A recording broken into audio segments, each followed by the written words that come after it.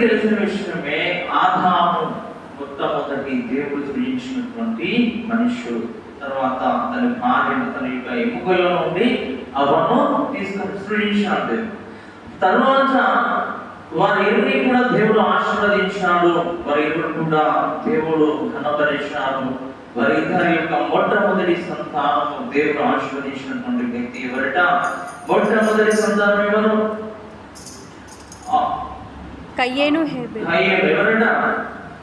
మొట్టమొదటి సంతానం ఎవరు? కయ్యేను. హేబెలు. తర్వాత ఎవరు? హేబెలు. మొట్టమొదటి సంతానం కయ్యేను, తర్వాత హేబెలు. హేబెలు గొర్రెల కాపరి, కయ్యేను భూమిని సేద్యపరిచాడు.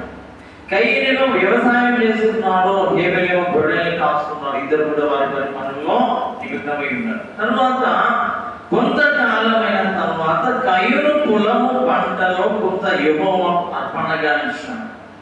ఇద్దరు పని చేస్తున్నారు. పని చేసిన తర్వాత కయ్యేను తాను చేసినటువంటి పనిలో దేవుడు ఆశీర్వదించాడు. పంట పండించాడు. పంట మనం వేస్తాం. దేవుడు ఆశీర్వదిస్తేనే పంట అనేటువంటిది పండుతుంది. దాని ఆశీర్వదించాడు కదా, పంట పండడానికి దేవుడే కదా అని దేవుడికి అర్పణ ఇస్తున్నాడు. దేవుడికి అర్పణ ఇస్తున్నాడు. ఏమి అర్పణ ఇచ్చాడు? కొంతకాలమైన తర్వాత పొలములో కొంత యెహోవాకు అర్పణ ఇచ్చాను. తాను సేద్యపరిచినటువంటి పొలంలో వచ్చినటువంటి ఆ ధాన్యాన్ని దేవుడికి అర్పణగా ఇచ్చాడు. హేబెలు కూడా తన మందలో తొరుచు పుట్టిన వాటిలో కొవ్విన వాటిని కొన్ని తెచ్చాను. యెహోవా హేబెలు అతని అర్పణను లక్ష్య పెట్టాను, కయ్యేను అతని అర్పణను ఆయన లక్ష్య పెట్టలేదు. ఇద్దరు కూడా ఆదాము యొక్క కుమారులే.